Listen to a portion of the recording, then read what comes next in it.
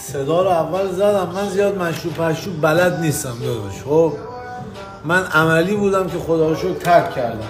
مشروب بلد نیستم. اینم دیده بودم که میاد صدای یا زنگوله گاوداریه.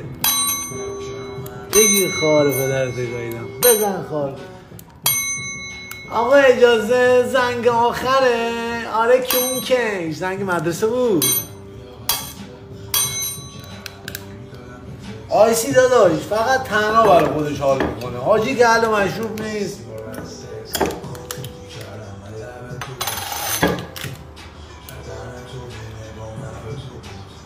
بچه پارو